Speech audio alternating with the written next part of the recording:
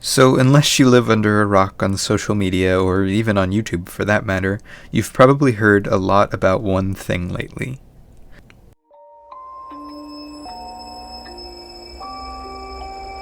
You have so much potential.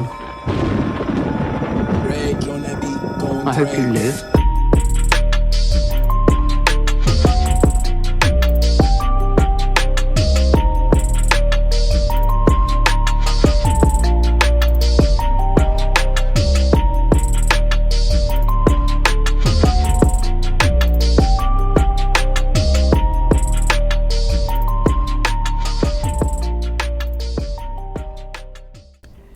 Even before the trailer dropped, it was gaining a ton of hype online. I sat there in my living room waiting with anticipation for the Dune trailer to drop. I almost had a heart attack when I couldn't find it at 12, and I was in for an even bigger surprise than I thought when there was a cast interview before it came out. Especially since then, and even before that, I've been trying to immerse myself in as much Dune material as I can. I'm actually reading the book for the first time.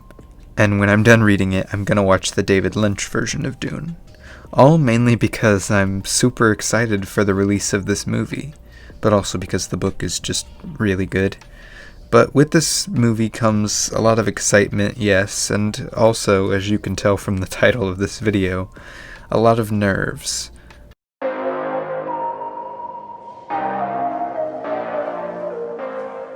So I think the main reason I would say I'm nervous for Dune is really the fact that it is an adaptation from a book.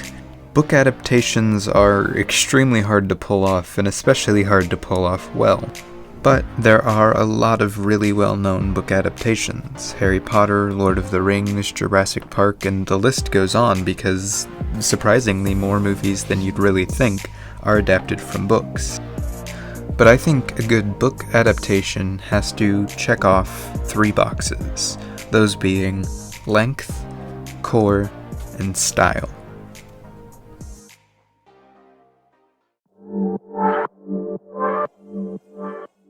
Length is a hard thing for any book adaptation, no matter the length of the book.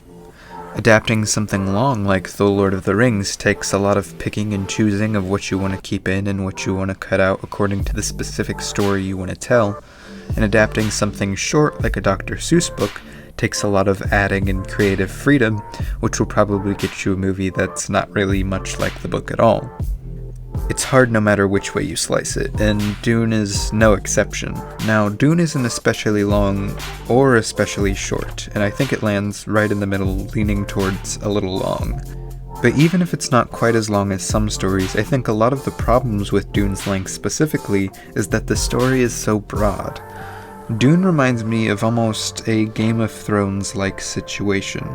Not that it's nearly as long, but that it focuses on a lot of different points of view and people and plans and how all of that affects one another.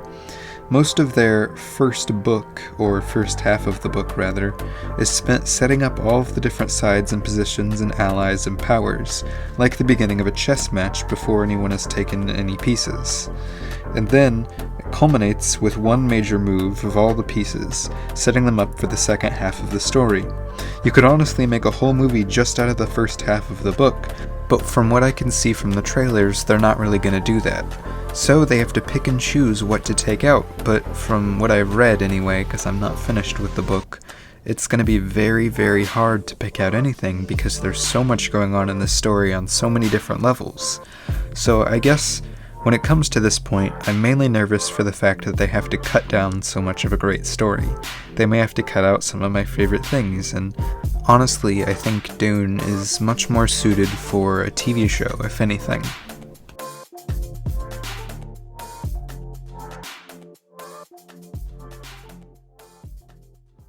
Paul Atreides is a young man who's facing extraordinary circumstance, an extraordinary struggle, is trying to navigate it with integrity, with honor, with faith in the tradition of House Atreides and of Duke Leto, his father. Paul sees that there's the potential that he is on a path greater than he understood, that perhaps he's not simply a regular man.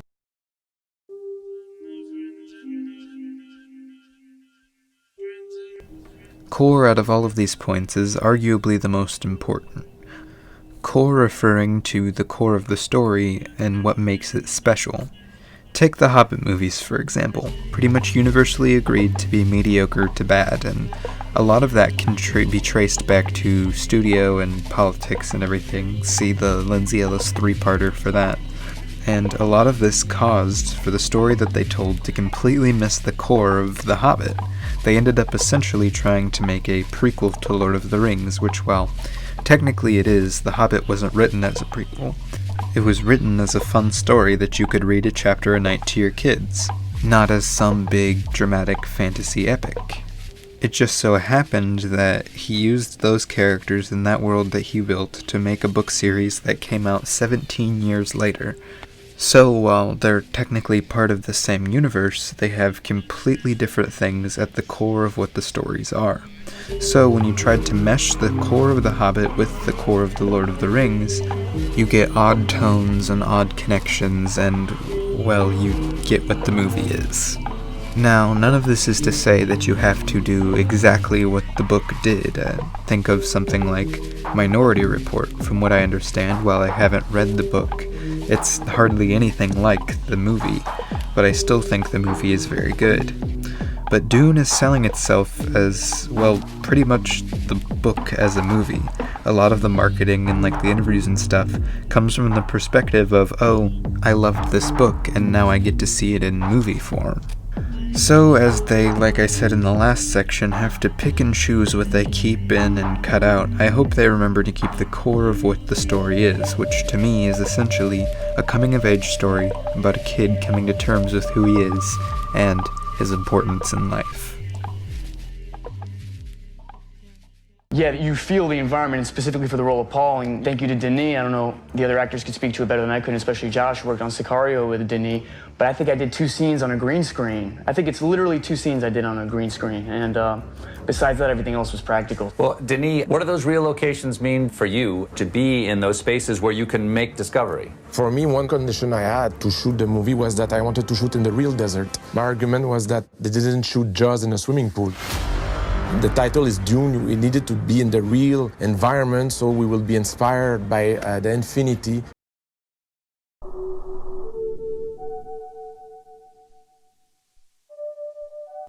Style is arguably the least important in technical adaptation terms, but it's still very important from the movie standpoint. Style is, well, really the creator's style that they bring to the movie, and can really go one of 2 ways. A, it can be almost exactly as the book is and as it describes, or B, it can be pretty much anything else. Now, I don't think either one of these things is wrong. Either can work well if the movie does them well. But I bring up this point to really talk about 2 things.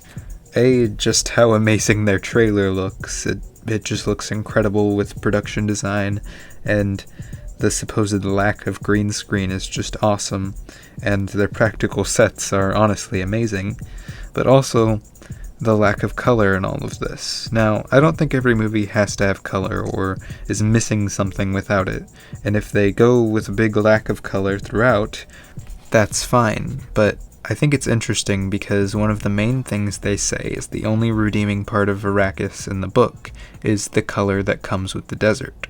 To quote the book, There came the long, bell-tolling movement of dawn striking across a broken horizon. It was a scene of such beauty, it caught all his attention. Some things beggar likeness, he thought. He had never imagined anything here could be as beautiful as that shattered red horizon and the purple and ochre cliffs. Beyond the landing field, where the night's faint dew had touched life into the hurried seeds of Arrakis, he saw great puddles of red blooms and, running through them, an articulate tread of violet, like giant footsteps. "It's a beautiful morning, sir," the guard said. "Yes, it is." And again, I'm going off of the trailer, and I'll just be very saddened if Arrakis isn't even semi-colored. It just looks essentially yellow from the trailer. But overall, style-wise, it looks great, and I really like what they've done with it all, and the costumes and the still suits look exactly how I pictured them. And the fact that they filmed it all in the desert is just, it's amazing. I don't think I'm as nervous for the style as any of the rest of them, and it honestly is the most flexible point. But it can also make or break the movie that you're making. So overall, I definitely think a really good movie can come out of all of these challenges. It's happened many times before, but a lot is stacked against Dune from the word go just with the book itself. I think the only other comment I would have with stuff I'm nervous about is the rating. I know there's a big push, especially on stuff like film Twitter lately, that everything has to be rated R for it to be the director's whole vision, but I really don't think that's the situation here at all. I don't think Dune needs an R rating from the story, and I just feel like it will unnecessarily take away some of its audience, maybe including me. Do I think it's gonna be rated R? Probably not. But I don't think it would be the greatest move for the movie, and that's not just because I don't watch a lot of rated R movies.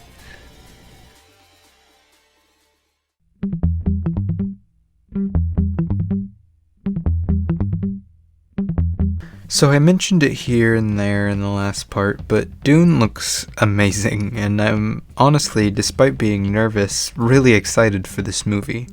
Honestly, that's probably why I'm so nervous for this movie, and I just wanted to bring up some of the stuff that I'm really happy about and excited to kind of bring both sides of the conversation. I haven't seen very many of Denis Villeneuve. movies, actually only one, Arrival. I don't watch a lot of rated R movies, so I just haven't done any of the rest of his. But the one I have seen is one of my favorite sci-fi movies of all time, and it does a lot of what I think Dune needs to be able to accomplish, taking a lot of these more complex mental power situations and translating them to the screen. Like, people talk a lot about how Christopher Nolan and how he deals with time and stuff like that, but I think in Arrival, that takes it to the next level when it comes to time. And I think that kind of technique and style is what Dune is going to need to be able to pull off this story. So I'm super happy that he's directing, and honestly, I can't think of anybody I'd rather have directing this.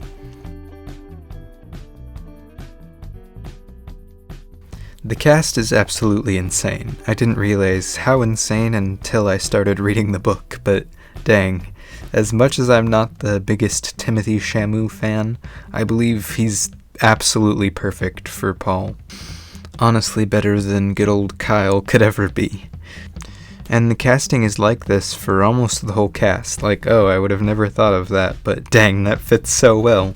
Like Jason Momoa as Duncan Idaho. I would have never thought of it, but it fits perfect. And what's-her-face from Fallout. Yeah, I think she's perfect for Lady Jessica. I think the only cast I saw that I was kind of meh about is Oscar Isaac. Not because I think he's a bad actor or anything, I think he's a great actor. He's just not really what I pictured for Leto, but if anyone can pull it off, it's Oscar Isaac. And another thing, it really doesn't bother me much that Kynes is now a woman, because, I pretty much agree with what the actress who was playing her said in the Twitter interview. Well, I think first and foremost, as far as Denis was concerned, it was all about concentrating on the essence of this person. He's an integral role. He connects all the dots. He connects the Harkonnens, he connects House of Atreides, he connects the Fremen, planet Arrakis, the Sandworms. This is somebody who understands all these worlds and moves in between each and every one. So I don't think it matters that Kynes in the book is a man. What's important is what Kynes stands for. Overall, I'm really just super excited and can't wait to consume all of the Dune stuff that's still to come. I'll definitely make a video about my Dune thoughts if and when I go see it. Thanks for watching me ramble about a movie that's not even out yet, and a book that's been out for over 55 years. Please subscribe and share with maybe some other people who are nervous for Dune, or maybe some other people who are super excited about Dune, or maybe even some people who have never heard of Dune before in their lives. What's it like to be there on these grand sets, sort of unprecedented in their scale? Well, I'll just say that, no set piece, no X-Wing, no Millennium Falcon could compare to the sheer scale of Josh Brolin's head. It was just it was massive, both literally and figuratively, and just it really made me feel like I was in an alien planet.